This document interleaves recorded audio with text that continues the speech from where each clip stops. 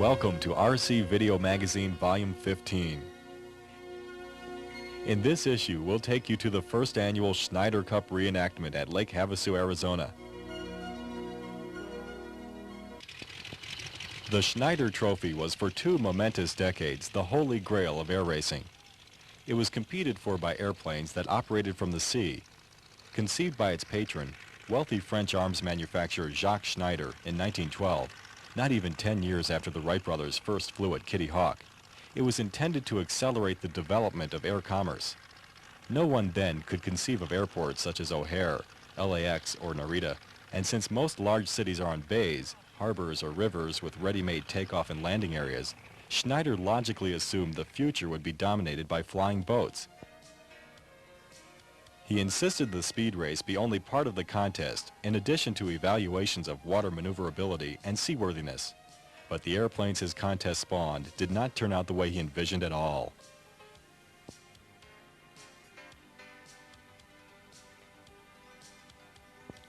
There were 12 contests between 1913 and 1931. They were open to all nations and were intended to continue indefinitely until a single nation won 3 consecutive times. One contest was annulled. On another occasion, a contest was canceled. World War I interrupted the series for 4 years. The contests were held annually until 1927, when they became biannual. Nevertheless, victory in the Schneider Trophy races became singular marks of international prestige. Efforts to win demanded absolute commitment and inevitably strained national, technical, and political resources. More than 100 different airplanes were conceived by several nations specifically to win the Schneider Trophy. They represented the frontier of aviation technology, and winning pilots and designers became national heroes. In less than 20 years, winning lap speeds rose from 45 miles per hour to 340 miles per hour in 1931, the year a Schneider seaplane bested 400 miles per hour flat out, and a Schneider racer, the formidable Italian MC-72, still holds the world's absolute speed record for prop-powered seaplanes to this day, 440 miles per hour set in 1934, almost 60 years ago. Nations eventually used the Schneider Trophy as a crucible to develop airplanes not of peace but of war, contrary to the desires of Jacques Schneider. Many of these planes became beds for the best in engines, from 100 horsepower to more than 2,600 horsepower, through vast improvements in metals, fuels, superchargers. In this regard, the Schneider Trophy shoved the technical frontier further in a shorter time than any other event in aviation history. On 3 occasions, different nations, Italy, America, and Great Britain, had secured 2 wins each, needing only a third to capture the prize permanently. In 1931, Great Britain earned its 3rd consecutive victory with its famous Supermarine racer, and the great International Olympic of the Air came to a close. The magnificent silver trophy resides today in England, an object of intense national pride. In this program will be presented replicas of very early racers. These racers flew off the water. They were called Schneider Cup racers. And today we're presenting here in Lake Havasu the world's first giant-scale Schneider Cup reenactment. Many, many hours of modelers' time, engineering, and ingenuity have gone into creating these beautiful replicas. They must fly scale speeds, they must have scale outlines, and they must fly in realistic manners. I think that you'll enjoy this tape, and we welcome you to the world's first Schneider Cup reenactment. After static judging was completed Thursday morning, aircraft were transported to the beach area setup for speed trials. Frank Kelly and his timing team used a computer and radio communications to determine each model's true speed. The object is to fly as close to the target speed as possible. This target speed was determined by the prototype speed divided by the scale of the aircraft. For example, in 1925, a Curtiss R3C2 flew at 233.6 miles per hour. This 1/3 scale model would have to fly 1/3 of that speed. Ken Merrill flew the Curtiss at 76.3 miles per hour, missing his target speed by less than 2%.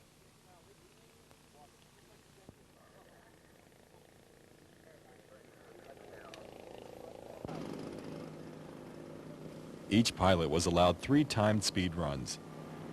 The closest speed to the target miles per hour was entered and counted for 1/3 of the total score.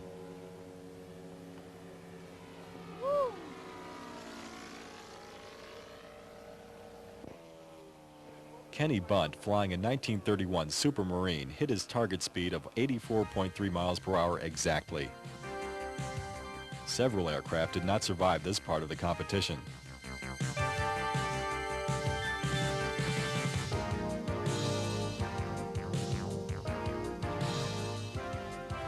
The final segment of competition is flight realism. This is done around a pylon course. The course is made up of 3 pylons arranged in a triangle. Aircraft taxi out to the designated takeoff area. Once airborne, circle the course counterclockwise. After completing a minimum of 10 laps, land in the proper area and taxi back.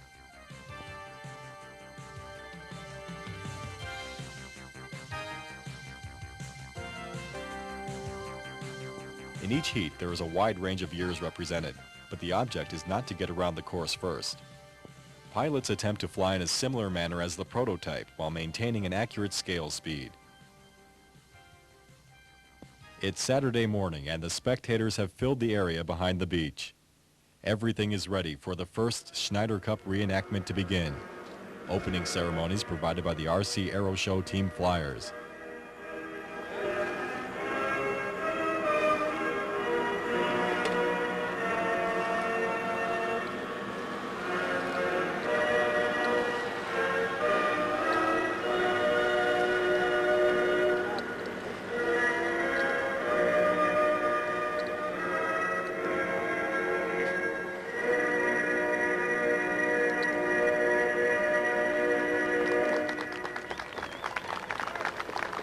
Okay, it's showtime now, ladies and gentlemen.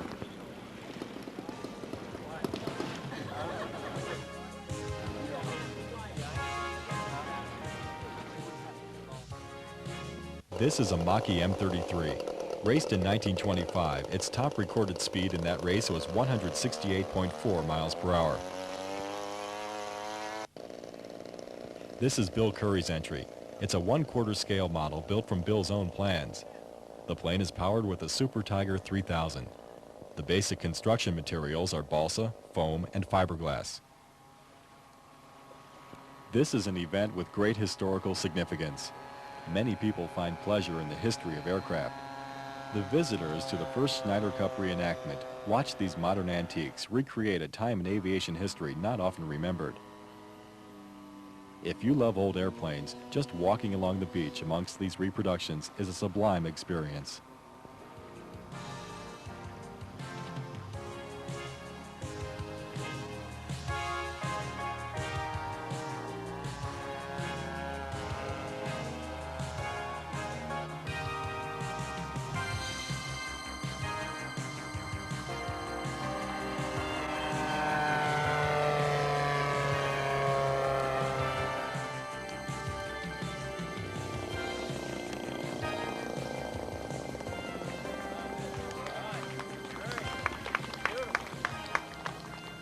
This Curtiss R3C2 is Kenneth Merrill's entry. It was built by Larry Tate, Bob Martin, Larry Lysick, and John Hanks.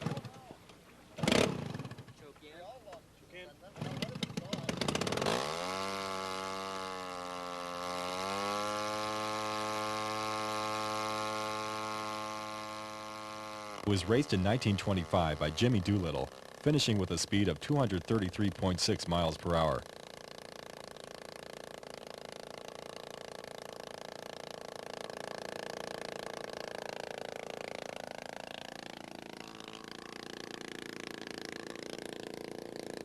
This 1/3 scale model is powered with a Sachs-Dolmer 3.7 engine and weighs 39 pounds.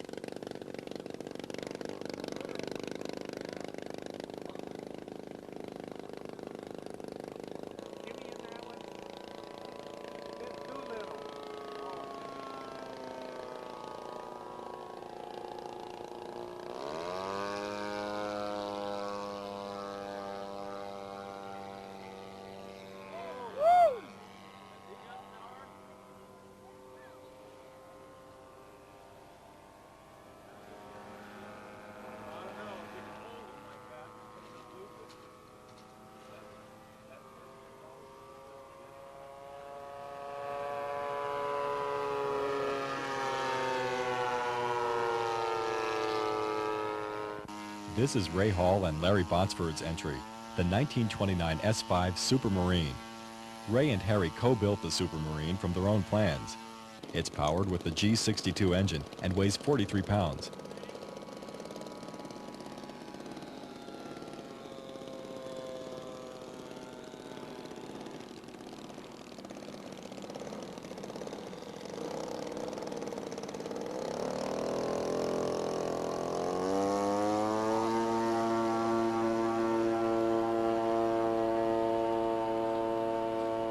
In 1925, the S5 won the Schneider Cup in Italy. This Supermarine is one of 7 entered at this year's Schneider Cup event. This is the formidable Mach-E MC-72. Though this plane never competed in the Schneider Cup race, it did set and still holds the world speed record for piston-driven seaplanes. The model was built and flown by Team Mach-E, a group of fine model builders from Canyon Lake, California.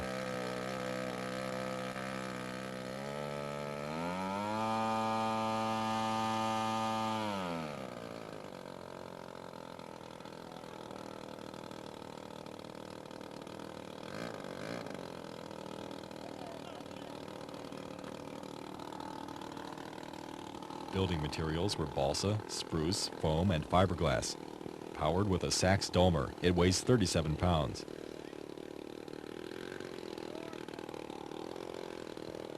If the Italians had finished this plane in time for the race in 1931, could they have had an effect on the outcome of the 13th and final Schneider Cup race?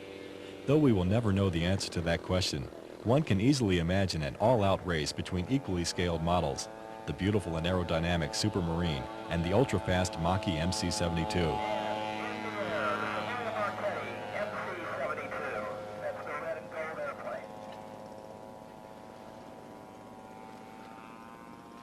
First of all these airplanes were judged statically. That is, they were on display.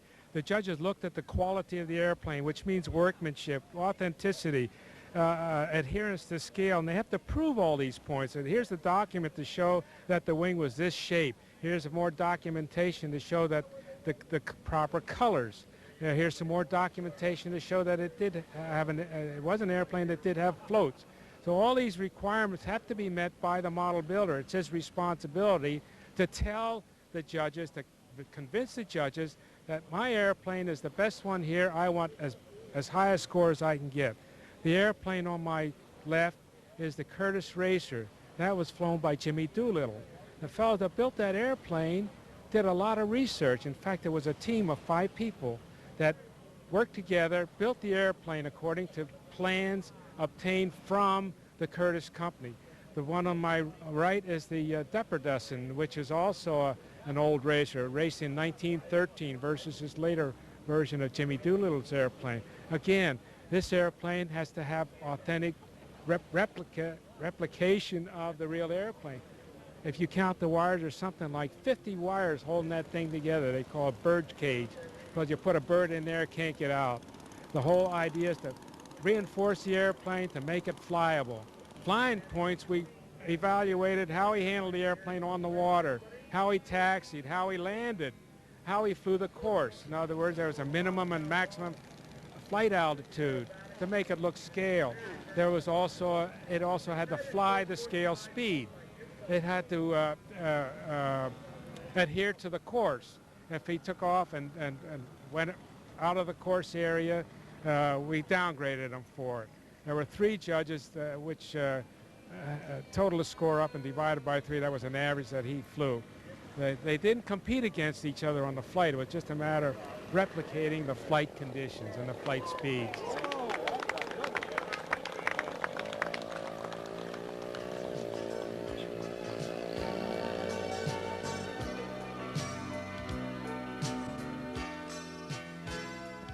While a festival-like atmosphere prevailed behind the beach, in the pit area, the mood was more serious as flight crews made final adjustments for the second heat.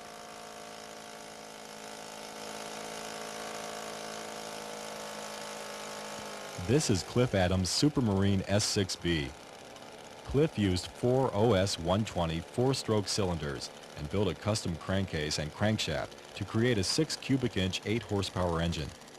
Cliff's aircraft is built up of balsa and plywood with fiberglass covering. Total flying weight 35 pounds.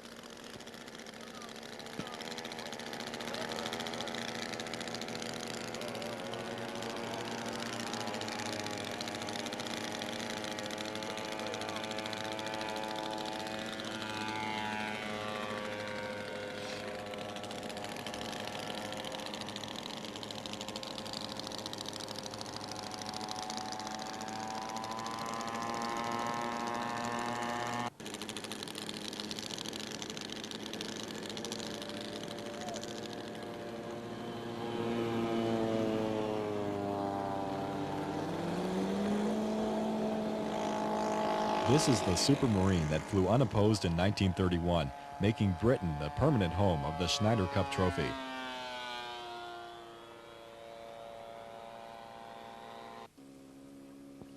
In the early years of the Schneider Cup race, planes were primarily converted land planes. This is Roy Slater's 1914 Sopwith tabloid. Construction materials are balsa, bass, and hardwood. The floats are foam covered with fiberglass. Roy has used the Zenoa G38 for power. Piloting the tabloid is Frank Scholing.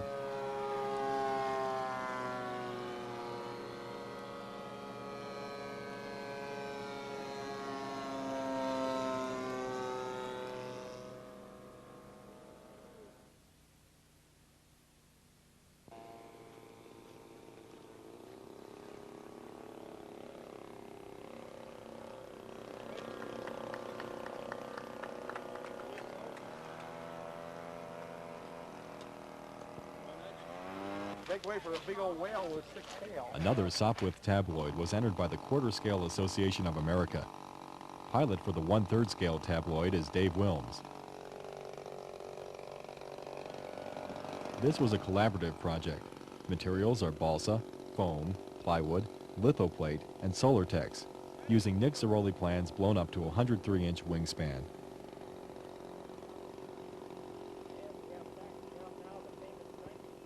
Let's watch highlights from the first day of flight realism.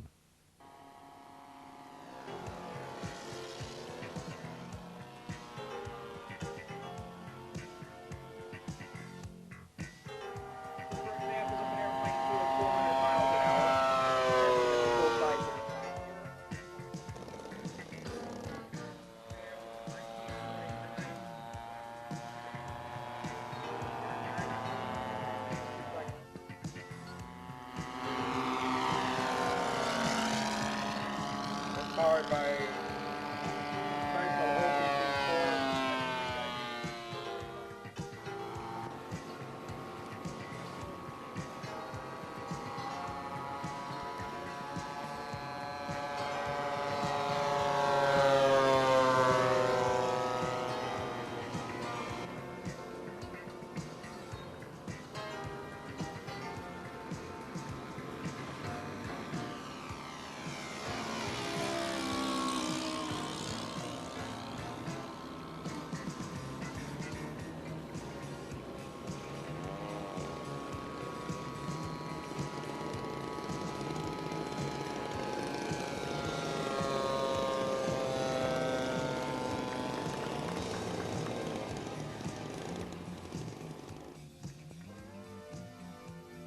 The Desert Hawks RC Club not only hosted the first Schneider Cup reenactment, but simultaneously hosted the 4th annual London Bridge Seaplane Classic.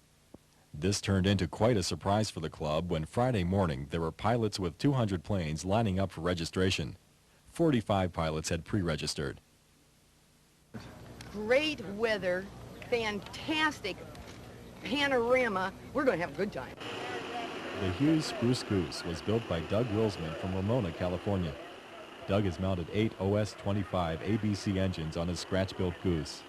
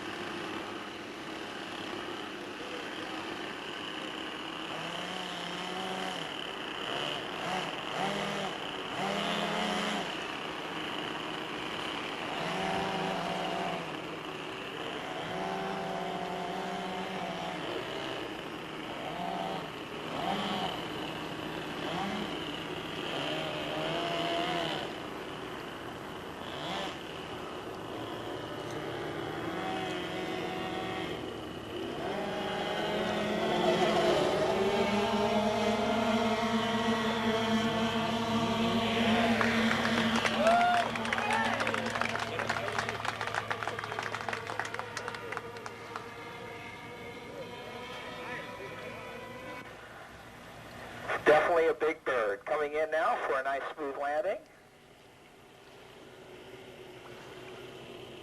Touchdown.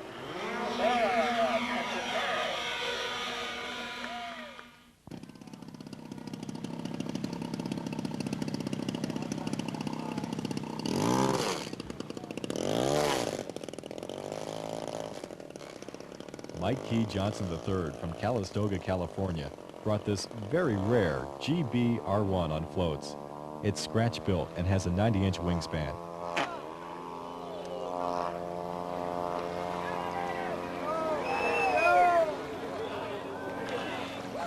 Power supplied by a 3.7 Zenoa.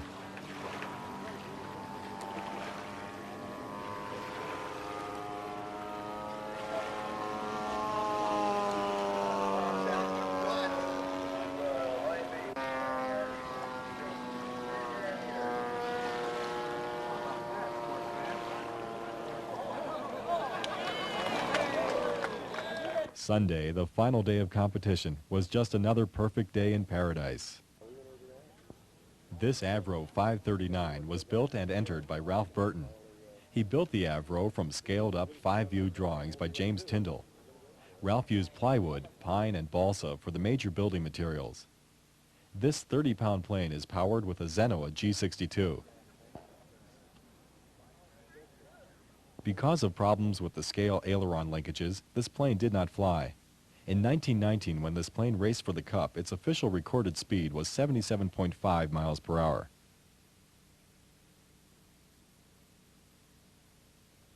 There was one electric racer entered by Bill Young, a Mach-E M33 powered by an Astroflight Cobalt engine. Robert Heithkamp won the first annual Schneider Cup reenactment with his fantastic Supermarine S5. Robert is from Juneau, Alaska. Helping him with the construction of the Supermarine was Jim Wilder and Lou Bonnet. Second place was captured by Kenneth Bunt with his Supermarine S6B.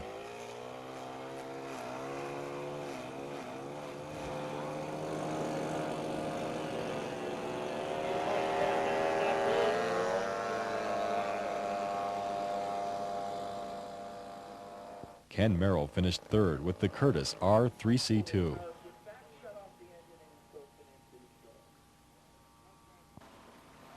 Bill Curry took fourth place flying the Mach-E M33.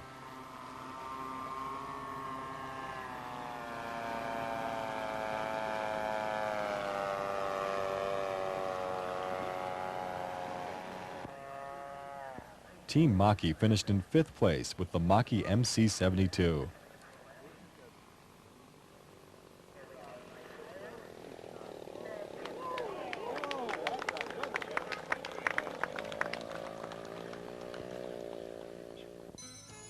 After 60 years of slumber, history's greatest speed seekers are back in the air. On November 2nd, 3rd, and 4th, 1990, within sight of this old London bridge, a great spectacle of the air will take place. The second annual Schneider Cup reenactment in sunny Lake Havasu, Arizona.